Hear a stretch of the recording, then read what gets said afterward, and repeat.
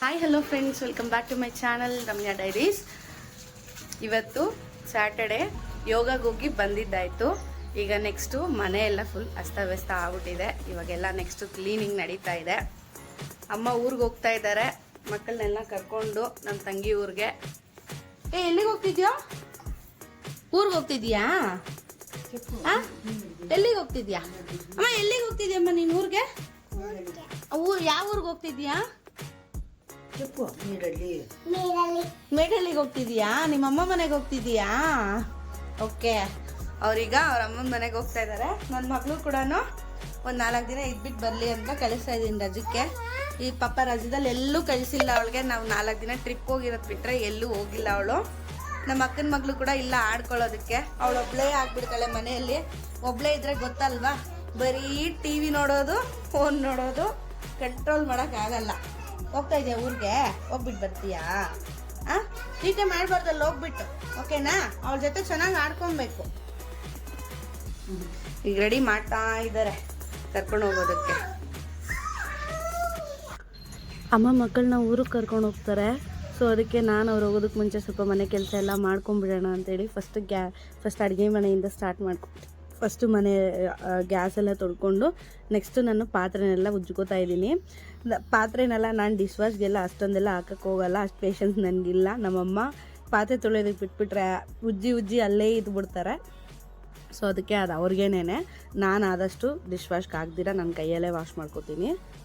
ಆ ಮುಸ್ರೆನೆಲ್ಲ ಇಲ್ಲಿ ಕ್ಲೀನ್ ಮಾಡಿ ಡಿಶ್ ವಾಶ್ಗೆ ಆಗೋ ಟೈಮಲ್ಲಿ ನಾನು ಪಾತ್ರೆನೇ ತೊಳೆದಾಕ್ಬಿಟ್ಟಿರ್ತೀನಿ. ನಾನು ಸ್ವಲ್ಪ ಫಾಸ್ಟಾಗಿ ಮಾಡ್ಕೊತೀನಿ ಕೆಲಸ. ಅಮ್ಮ ಸ್ವಲ್ಪ ಏಜ್ ಆಗಿದೆ, ಅವ್ರು ನಿಧಾನಕ್ಕೆ ಮಾಡ್ಕೋತಾರೆ.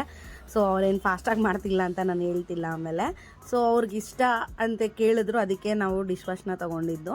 But useful. ತುಂಬ ಪಾತ್ರೆ ಇರಬೇಕಾದ್ರೆ ಜಸ್ಟ್ ನೀರಲ್ಲಿ ಹಚ್ಚಿ ನಾವು ಅದನ್ನು ಇಟ್ಬಿಟ್ರೆ 1 ಅವರ್ 1.5 ಅವರ್ ಟೈಮ್ ತೊಗೊಳುತ್ತೆ, ಆರಾಮಾಗಿ ಆಗಿಬಿಡುತ್ತೆ. ಅಡ್ವಾಂಟೇಜ್ ಏನಪ್ಪ ಅಂತಂದರೆ ಅದು ಬಿಸಿ ನೀರಲ್ಲಿ ತೊಳೆಯುತ್ತೆ, ಪ್ಲಸ್ ಅದು ಬೇಗ ಡ್ರೈ ಆಗಿ ಬರುತ್ತೆ. ಅದೇ ಅಡ್ವಾಂಟೇಜ್ ಆ್ಯಕ್ಚುಲಿ. ಅಮ್ಮ ಅಕ್ಕಿ ರೊಟ್ಟಿ ಮಾಡೋದಕ್ಕೆ ಸ್ವಲ್ಪ ಈರುಳ್ಳಿನೆಲ್ಲ ಹಚ್ಕೊಟ್ರು, ಅದಕ್ಕೆ ಸ್ವಲ್ಪ ಬೇಗ ಟಿಫನ್ ಮಾಡೋದಕ್ಕಾಯ್ತು. ಈ ಬಟರ್ಫ್ಲೈದು ಚಾಪರ್ ಇರೋದ್ರಿಂದ ಎಷ್ಟು ಬೇಗ ನಾನು ಈರುಳ್ಳಿ ಅದೆಲ್ಲ ಬೇಗ ಕಟ್ ಮಾಡ್ಕೊಬಿಡ್ತೀನಿ. ತುಂಬ ಇದ್ರು ಕೂಡ ಇವತ್ತು ಅಕ್ಕಿ ರೊಟ್ಟಿ ಮಾಡ್ತಾ ಇದ್ದೀವಿ. ಸೊ ಅದಕ್ಕೆ ನಾವು ಇದನ್ನು ಯೂಸ್ ಮಾಡಿದ್ದೀವಿ. ತುಂಬಾ ಚೆನ್ನಾಗಿದೆ. ನೀವು ಇದನ್ನು ಆರಾಮಾಗಿ ಇದನ್ನು ಯೂಸ್ ಮಾಡಿಕೊಂಡು ಎಷ್ಟು ಜನಕ್ಕೆ ಬೇಕಾದರೂ ನೀವು ಈರುಳ್ಳಿ ಮತ್ತು ಕ್ಯಾರೆಟು ಅದನ್ನೆಲ್ಲ ಕಟ್ ಮಾಡೋದು ಲೈಕ್ ತುರುಕೊಳ್ಳೋದನ್ನು ಬೇಗ ಮಾಡ್ಬೋದು. ಆ್ಯಕ್ಚುಲಿ ನಂಗಂತೂ ಸಖತ್ ಇಷ್ಟ ಆದ ಪ್ರಾಡಕ್ಟ್ ನನಗಿದು.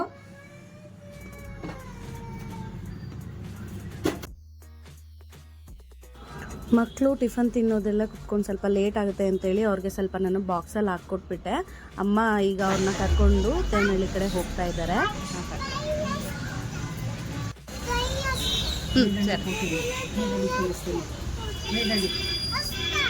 ಸರಿ ರಾ.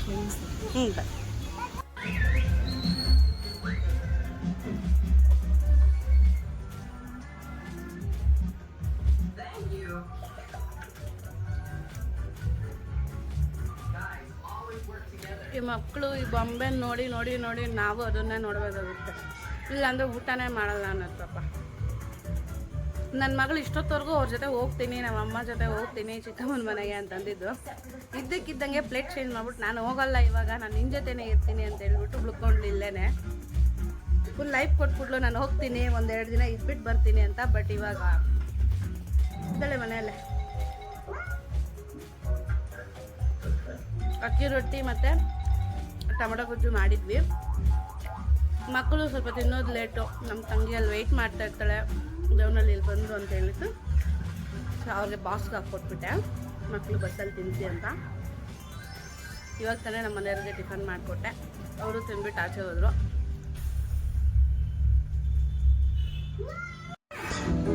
ಇದೇನಪ್ಪ ಮಗ ತೊಳಿದಿರಲ್ಲ ಟಿಫನ್ ತಿನ್ಬಿಡ್ತಾ ಇದ್ದಾರೆ ಅಂತ ಮಾತ್ರ ಅಂದ್ಕೋಬಿಡಿ. ವೇಣುಗೋಪಾಲ ಸ್ವಾಮಿ ದೇವಸ್ಥಾನದಲ್ಲಿ ಯೋಗ ನಡೆಯೋದ್ರಿಂದ ಬೆಳಗ್ಗೆ ಎದ್ದು ಆದಷ್ಟು ಸ್ನಾನ ಮಾಡ್ಕೊಂಡು ಹೋಗೋದಕ್ಕೆ ಟ್ರೈ ಮಾಡ್ತೀವಿ. ಇವತ್ತು ಬೆಳಗ್ಗೆನೇ ಎದ್ದು ಸ್ನಾನ ಮಾಡಿದ್ದಾಯಿತು. ತಲೆಗೆ ಮಾಡಿಲ್ಲ, ಮೈಗೆ ಮಾಡ್ಕೊಂಡಿದ್ದೀನಿ ಇವತ್ತು ಸ್ನಾನ. ಸೊ ಅದಕ್ಕೇ ಫಸ್ಟು ಟಿಫನ್ ತಿನ್ಬಿಡ್ತಾ ಇದ್ದೀನಿ. ಆಮೇಲೆ ನೆಕ್ಸ್ಟ್ ಸ್ಟಾರ್ಟ್ ಮಾಡ್ಕೋಬೇಕಾಗುತ್ತೆ ಕೆಲಸ, ಮನೆ ಕೆಲಸ, ಮನೆ ಗೂಡ್ಸೋದು, ಒರೆಸೋದು ಅವೆಲ್ಲ ಇರುತ್ತಲ್ವ.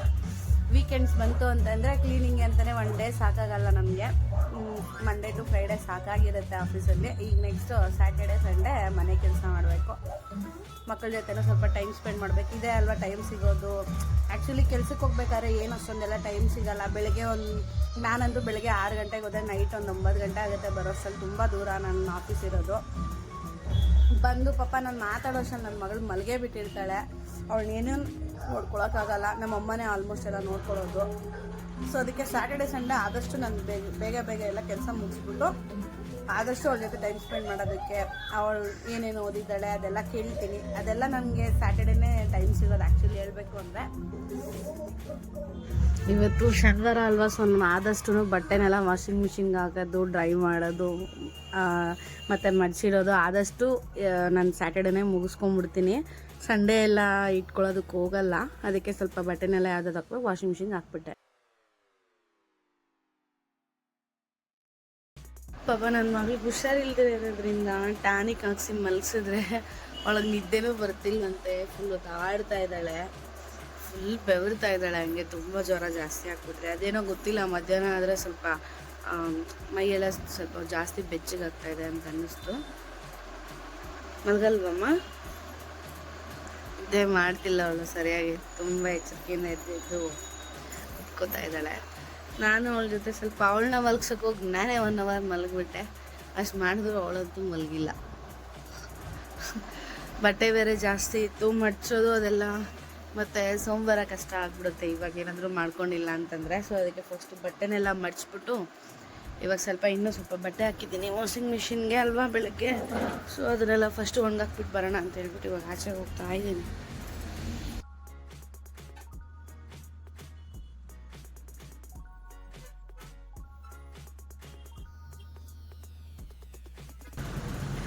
ನನಗೆ ಬಟ್ಟೆನೆಲ್ಲ ಸ್ವಲ್ಪ ಹಿಂಗೆ ಉಲ್ಟಾ ಮಡಚಿ ಹಾಕೋದು, ಉಲ್ಟಾ ತಿರುಗಿಸ್ಬಿಟ್ಟು ಹಾಕೋದು ಅಭ್ಯಾಸ. ಆ್ಯಕ್ಚುಲಿ ಅದು ತುಂಬ ರೂಢಿ ಆಗಿಬಿಟ್ಟಿದೆ, ಹಂಗೆ ಹಾಕಲ್ವಂತೆ. ಬಟ್ ಬಟ್ಟೆ ಎಲ್ಲ ಸ್ವಲ್ಪ ಫೇಡ್ ಆಗಿಬಿಡುತ್ತೆ ಅನ್ನೋದು ನನ್ನ ಫೀಲಿಂಗು. ಅದಕ್ಕೆ ನಾನು ಆದಷ್ಟು ಉಲ್ಟಾ ಮಾಡೇ ಹಾಕೋದು ಬಟ್ಟೆನ. ಸೊ ಅಲ್ಲಿ 2 ಕಡೆ ಜಾಗ ಇದೆ, ಬಟ್ ಆದರೆ ಒಂದು ಕಡೆ ಯಾವಾಗೂ ಕ್ಲೀನ್ ಮಾಡ್ಕೋಬೇಕಾಗುತ್ತೆ. ಅಲ್ಲೆಲ್ಲ ಜಾಸ್ತಿ ನಮ್ಮದು ಮೇಯ್ನ್ ರೋಡ್ ಆಗಿರೋದ್ರಿಂದ ಫುಲ್ ಎಲ್ಲ ಗಲೀಜು ಆಗಿಬಿಟ್ಟಿರುತ್ತಲ್ವ. ಅದಕ್ಕೆ ದಿನ ಬಿಡ್ದಿನ ಅಲ್ಲೆಲ್ಲ ತೊಳ್ಕೊಂಡೇ ಬಟ್ಟೆ ಹಾಕೋದು. ಹಾಗೆ ಅಂತೂ ಹಾಕೋಕ್ಕೆ ಹೋಗಲ್ಲ ಅಲ್ಲಿ ಬಟ್ಟೆನ. ಬಟ್ಟೆ ಒಣಗಾಕೋಕ್ಕೆ ಜಾಗ ಇದೆ, ಬಟ್ ಕ್ಲೀನಾಗಿ ಇಟ್ಕೋಬೇಕು. ಮನೆ ಮುಂದೆ ಇಲ್ಲಿ ಮನೆ ಮುಂದೆ ಗೂಡ್ಸೋದ್ರಲ್ಲಿ ಆ ಕಡೆ ಸ್ವಲ್ಪ ಬಟ್ಟೆ ಒಣಗಾಕೋದಕ್ಕೂ ಜಾಗ ಮಾಡ್ಕೊಂಡಿದ್ದೀವಿ.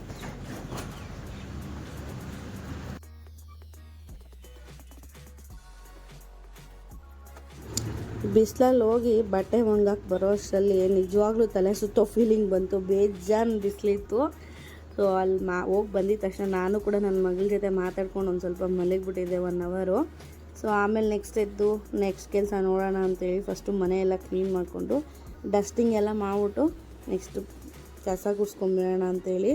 ಇನ್ನೇನು ಮಧ್ಯಾಹ್ನ 3 ಗಂಟೆ ಆಗ್ತಾ ಬಂತು. ಕೆಲವೊಂದು ಬಟ್ಟೆ ಎಲ್ಲ ವಾಷಿಂಗ್ ಮಿಷಿನಲ್ಲಿ ಎಷ್ಟೇ ನಾವು ಕ್ಲೀನಾಗಿ ಇಟ್ಕೊಂಡು ಆಫೀಸ್ ವೇರ್ ಆದರೆ ಓಕೆ, ಅಷ್ಟೊಂದು ಗಲೀಜೇನಿರಲ್ಲ. ಬಟ್ ಆದರೆ ಮಕ್ಕಳದಂತೂ ಸಖತ್ ಗಲೀಜಿರುತ್ತೆ. ನಮ್ಮ ಮನೇಲಿ 3 ಮಕ್ಕಳಿದ್ದಾರಲ್ಲ, ಅವ್ರದ್ದು ಸ್ವಲ್ಪ ಬಟ್ಟೆ ಎಲ್ಲ ಏನು ಮಾಡಿದ್ರು ಕೂಡ ವಾಷಿಂಗ್ ಮಿಷಿನಲ್ಲಿ ಹೋಗಲ್ಲ. ಎಷ್ಟೇ ಚೆನ್ನಾಗಿರೋದು ನಾವು ಜೆಲ್ ಹಾಕಿದ್ರು ಸ್ವಲ್ಪ ಕೈಯಲ್ಲೇ ಬಟ್ಟೆ ಒಗೆಯೋದು.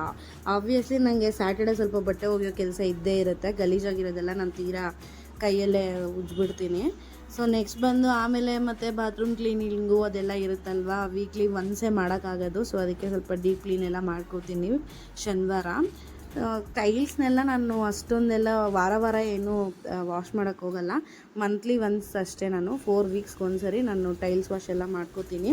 ನೆಕ್ಸ್ಟ್ ಅಲ್ಲೇ ನಾನು ಸ್ವಲ್ಪ ಜಾಗ ಮಾಡ್ಕೊಂಡಿದ್ದೀನಿ ಬಟ್ಟೆ ಒಣಗಾಕೋದಕ್ಕೆ. ಸ್ವಲ್ಪ ಒಂದು ವರಾಂಡ ಥರ ಇರೋ ಆ ಜಾಗದಲ್ಲೇ. ಸೊ ಮಳೆಗಿಳೆ ಬಂದರೆ ಅಂತಂದರೆ ನಾನು ಫಸ್ಟೇ ಅಲ್ಲೆಲ್ಲ ದಾರ ಎಲ್ಲ ಕಟ್ಕೊಬಿಟ್ಟಿದ್ದೀನಿ. ನಂಗೆ ಸಖತ್ ಯೂಸ್ಫುಲ್ ಆಗುತ್ತೆ ಆ್ಯಕ್ಚುಲಿ ನಾನು ಆ ಥರ ಕಟ್ಕೊಂಡಿರೋದು. ನೆಕ್ಸ್ಟು ಇನ್ನು ಬಾತ್ರೂಮ್ ವಾಶ್ ಎಲ್ಲ ಮಾಡಿದ್ಮೇಲೆ ನಾನು ಸ್ವಲ್ಪ ಬೆಳಗ್ಗೆಯಿಂದ ಸ್ನಾನ ಮಾಡಿದಿರ ಹಂಗೆ ಕೆಲಸ ಮಾಡ್ಕೊಂಡು ಇಟ್ಬಿಟ್ಟೆ ಸ್ವಲ್ಪ ಲೇಸಿಯಾಗಿ. ಸೊ ಸಾಯಂಕಾಲ ಸ್ವಲ್ಪ ತಲೆಗೆ ಸ್ನಾನ ಮಾಡ್ಕೊಳ್ಳೋಣ ಅಂತ ಹೇಳ್ಬಿಟ್ಟು ತಲೆಗೆ ಸ್ನಾನ ಮಾಡಿಕೊಂಡೆ. ಹೇಳೋದು ಯಾರು ಹೇಳ್ತಾನೆ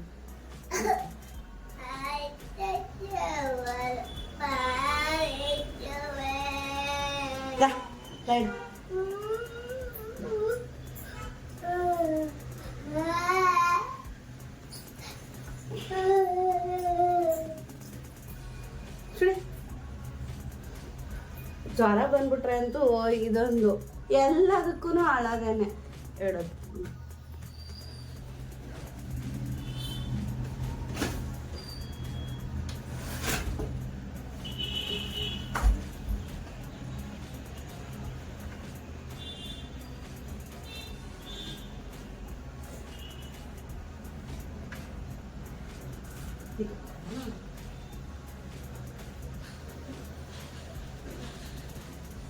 ಓಕೆ ಹೇಳು.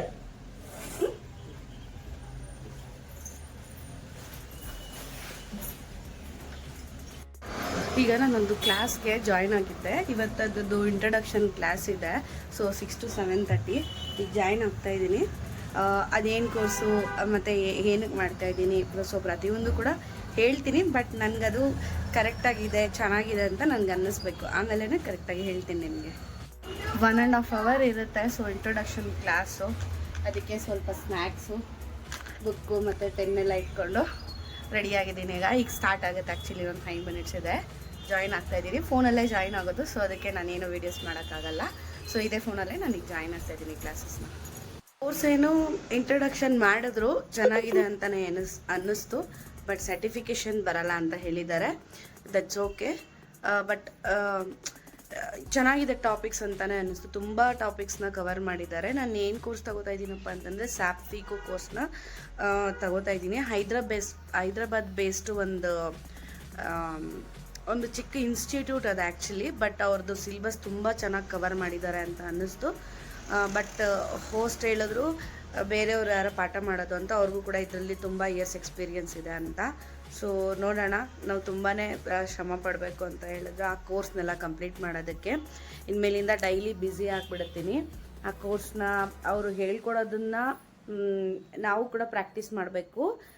ಸೊ ಅದಕ್ಕೆ ಅಂತಲೇ ನಾವು ಸ್ವಲ್ಪ ಜಾಸ್ತಿನೇ ಡೆಡಿಕೇಟ್ ಮಾಡಬೇಕು ಅಂತ ಹೇಳಿದ್ದಾರೆ. ಈಗ ಸ್ವಲ್ಪ ಕೆರಿಯರ್ ಕಡೆನೂ ನೋಡಬೇಕು. ಯಾಕೆ ಅಂತಂದರೆ AI ಬರ್ತಾ ಇರೋದ್ರಿಂದ ನಾವು ಸ್ವಲ್ಪ ನಮ್ಮ ಸ್ಕಿಲ್ಸ್ನೆಲ್ಲ ಅಪ್ಡೇಟ್ ಮಾಡ್ಕೋಬೇಕು. ಸೊ ಇದೊಂದು ಅಡಿಷ್ನಲ್ ಸ್ಕಿಲ್ನ ಅಪ್ಡೇಟ್ ಮಾಡ್ಕೊಳ್ಳೋ ಅಂತ ನಾನು ಡಿಸೈಡ್ ಆಗಿದ್ದೀನಿ. ಅದೇ ಕೋರ್ಸ್ನ ನಾನು ತೊಗೋತಾ ಇದ್ದೀನಿ. ಆ್ಯಕ್ಚುಲಿ ನಂಗೆ ಇಷ್ಟ ಆಯಿತು. ನಾನು ಇವಾಗ ಆ ಕೋರ್ಸ್ಗೆ ಜಾಯ್ನ್ ಆಗ್ತಾಯಿದ್ದೀನಿ ಆ್ಯಕ್ಚುಲಿ. ಸೊ ಇನ್ನೂ ಫೀಸ್ ಎಲ್ಲ ಏನೂ ಪೇ ಮಾಡಿಲ್ಲ. ಪೇ ಮಾಡ್ತೀವಿ ಈಗ ನೆಕ್ಸ್ಟು. ಇಂಟ್ರಡಕ್ಷನ್ ಕ್ಲಾಸ್ ಎಲ್ಲ ಮುಗಿಸ್ಕೊಂಡು 1.5 hour ಇತ್ತು ಆ್ಯಕ್ಚುಲಿ ಅದು.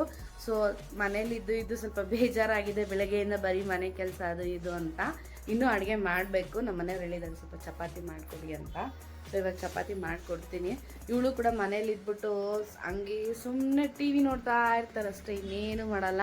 ಸೊ ಸ್ವಲ್ಪ ಆಚೆಗೆ ಕರ್ಕೊಂಡು ಹೋಗೋಣ ಒಂದು ಸ್ವಲ್ಪ ಅಂತೇಳ್ಬಿಟ್ಟು ಈಗ ಆಚೆಗೆ ಹೋಗ್ತಾ ಇದ್ದೀವಿ. ಅಕ್ಕ ಫೋನ್ ಮಾಡಿದ್ರು ಆ್ಯಕ್ಚುಲಿ ಬನ್ನಿ ಅಂತ.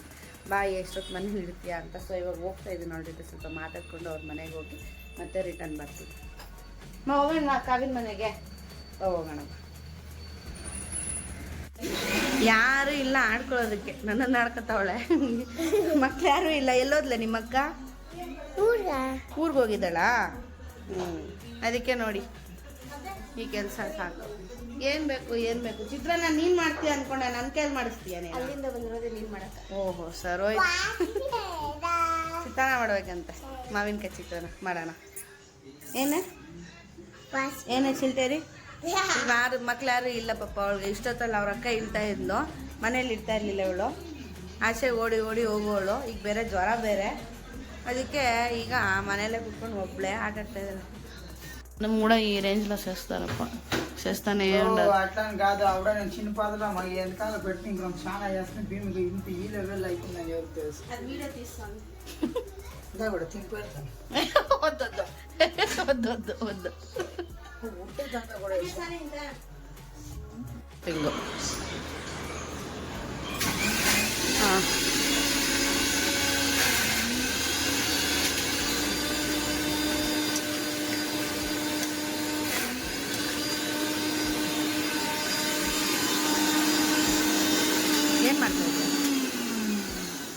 ಏನು ಮಾಡ್ತಿದ್ಯಾ?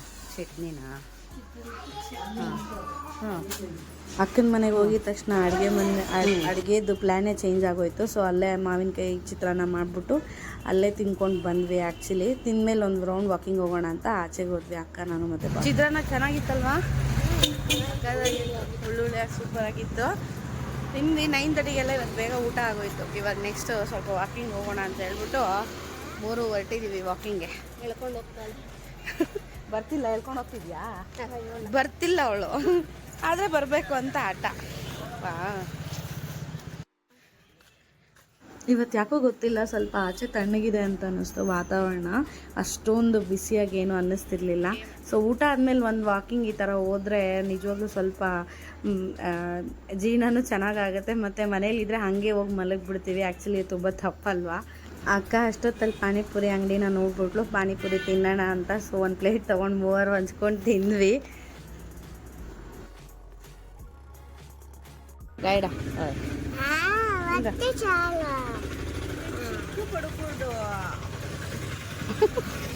ಸಿಗುವೇನೆ ಕೊಡ್ತಾರೆ.